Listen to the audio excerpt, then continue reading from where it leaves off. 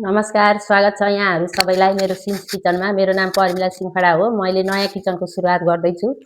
खाना बनाउनु मेरो अलि इन्ट्रेस्टको विषय हो। त्यसैले धेरै दिनदेखि के बनाऊँ भनेर सोचिराखेको थिएँ। आज झट्ट अन्डा बिरयानीको याद आयो अनि यो घरमा पनि युज गर्न सक्ने, पार्टीहरूमा पनि युज गर्न सक्ने अन्डा बिरयानीको रेसिपी लिएर आइरहेकी छु।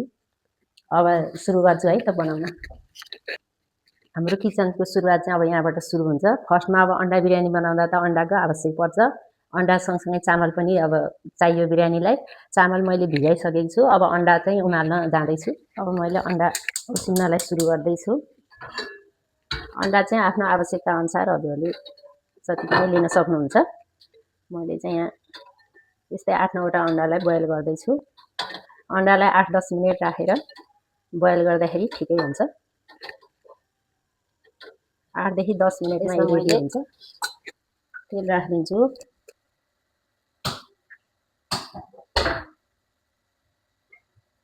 200-300 ग्राम जति तेल राख्दा हुन्छ।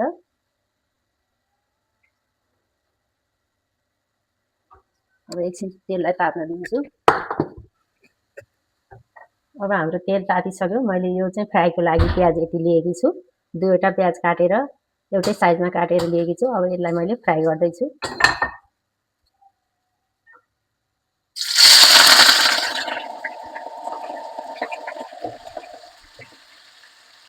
अब हाम्रो प्याज सबै फ्राई भइसक्यो। लास्ट हो।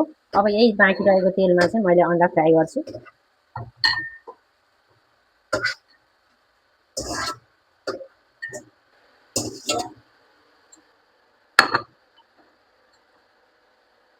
अब अन्डालाई मैले अलिअलि कट गरेर लिन लागिरहेको छु। यसलाई चाहिँ हामीले काँटाबाट कोट्न पनि सकिन्छ।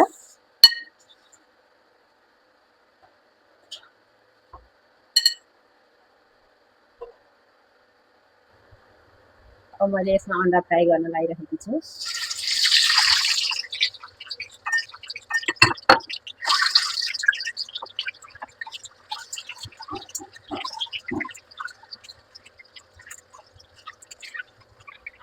अब हाम्रो अन्डा रेडी भइसक्यो। यो फ्राई भइसक्यो। अब मैले यसलाई निकाल्दैछु छानीबाट। प्याज पनि रेडी भयो, अन्डा पनि रेडी भयो। अब मैले चामललाई बोइल गर्न गइरहेको छु। अब हाम्रो पानी उम्लिसकेको छ। राइसको लागि चाहिँ पानी राम्रोसँग उम्लिनुपर्ने हुन्छ। यसमा मैले अलिकति 2वटा जति तेजपत्ता राखेँ, एउटा जायत्री, अलिकति ल्वाङ, सुक्मेल, दालचिनीलाई पनि राखिदिएँ। अब यसमा गुलाब जल पनि राख्नुपर्छ। यसले चाहिँ राइसलाई फ्लेभर दिन्छ।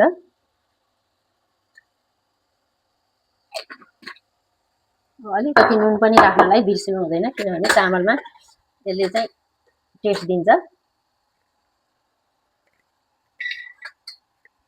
नुन आवश्यकता अनुसार राख्न सकिन्छ। अब मैले भिजेको चामललाई आधा घन्टा भिजाइसकेको थिएँ पहिले नै। यसलाई मैले उम्लिराखेको पानीमा राखिदिएँ।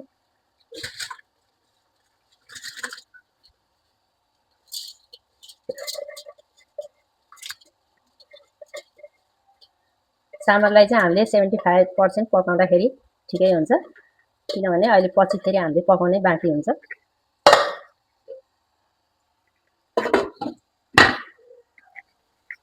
अब हाम्रो चामल बोइल हुँदैछ। 10 मिनट जति लाग्छ। त्यति बेरसम्म हामी यता हाँडीलाई तताउँदै गर्छौँ। अब हाम्रो हाँडी पनि तातिसकेको छ। मैले यसमा अलिकति घिउलाई राखेँ। त्यसपछि अलिकति 2वटा तेजपत्ता राखिदिएँ, एउटा जायत्री, अलिकति 2-4वटा ल्वाङ, सुक्मेललाई पनि राखिदिएँ। मसिनो गरी काटेको प्याजलाई राखेर फ्राई गर्न लागिराखेको छु।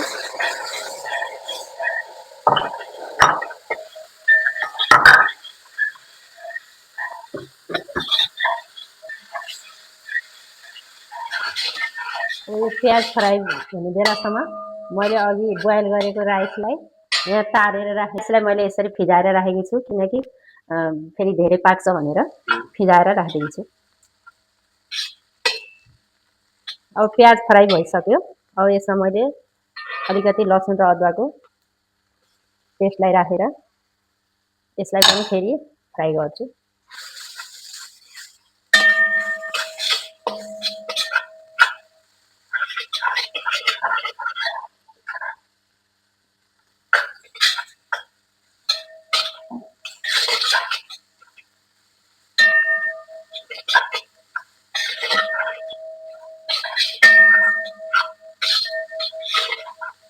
अब हाम्रो लसुन अदुवा पनि भुटिसकेको छ। यसमा मैले अब टमाटरलाई राखिदिन्छु।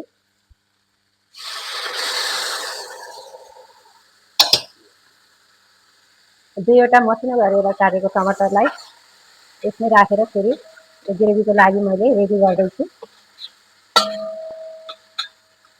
यसमा मैले 1 चम्चा बेसार पनि राखिदिएँ। नुन पनि, नुन चाहिँ आवश्यकता अनुसार राख्नुपर्ने हुन्छ।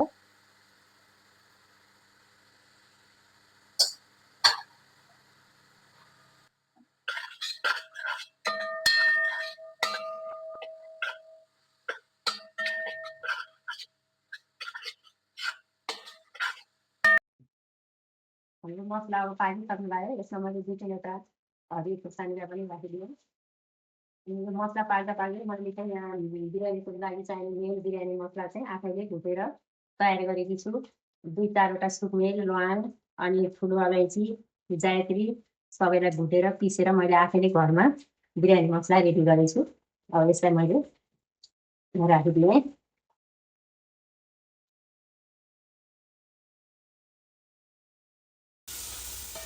अब हाम्रो मसला पाकिसकेको छ। यसमा मैले थोरै तातो पानी राखिदिन्छु।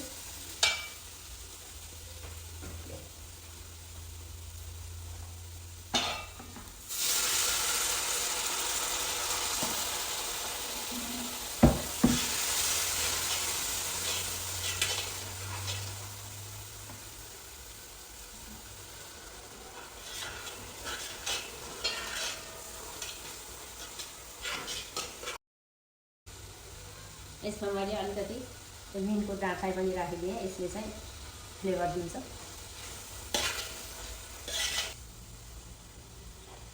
अब यसमा मैले अलिकति दही राखिदिन्छु।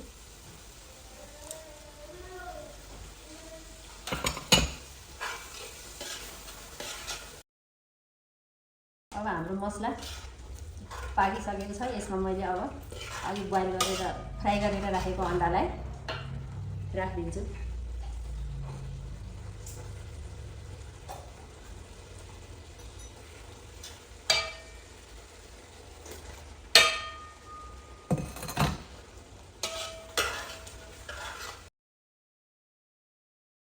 अब हाम्रो यो मसला रेडी भएर लागिसकेको छ। यसलाई 2-3 मिनट मैले छोपेर राखिदिन्छु पाक्नको लागि।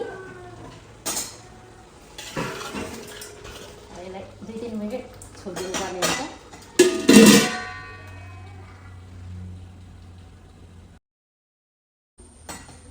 अब यो ढकनी खोलेर हाम्रो मसला पनि लगभग पाकिसकेको छ। ग्रेभी अब हाम्रो रेडी भइसक्यो। यसलाई यसो हल्लाउने। त्यसपछि यसमा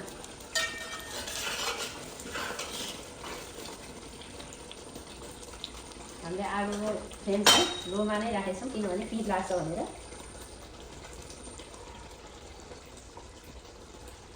अब यसमा हामीले अलिकति काटिराखेको धनिया र पुदिनालाई एड गरौँ।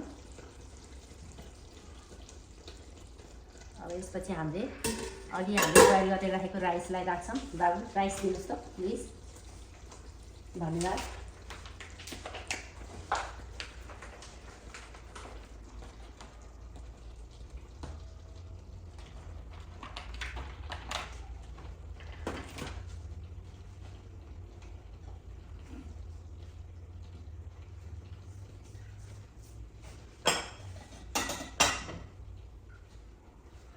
यसमा हामीले अघि फ्राई गरेर यसमाथि हामीले अब फ्राई गरेर राखेको प्याजलाई राखिदिन्छौँ।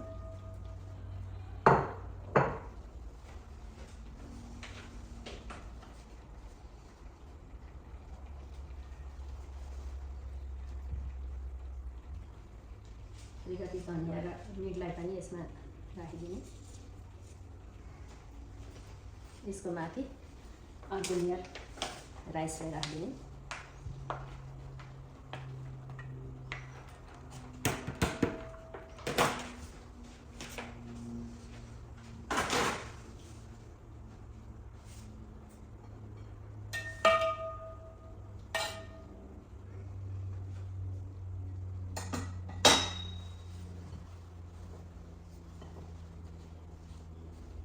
अर्को लेयरमा पनि हामीले फेरि फ्राई गरेको प्याजलाई राखिदियौँ।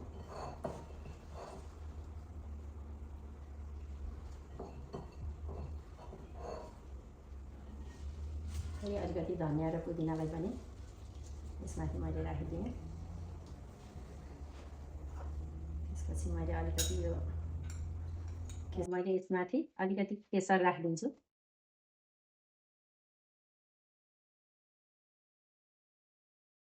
बिरयानीको टेस्ट दिने नै केसर हो। अब यसको माथिबाट एक ठुलो चम्मच घिउलाई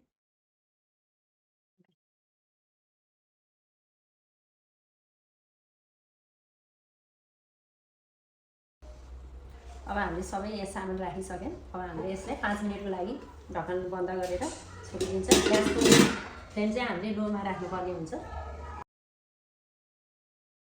अब हाम्रो बिरयानी रेडी भइसकेको छ। अब मैले ग्यासलाई पनि बन्द गरिदिन्छु।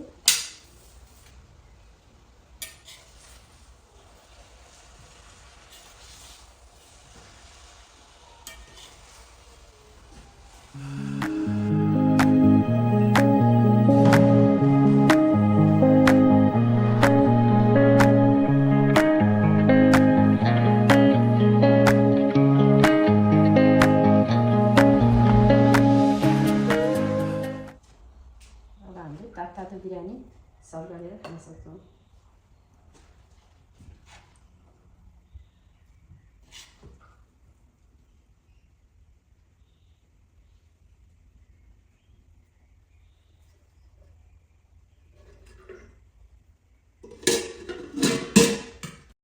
अब हाम्रो बिरयानी रेडी छ।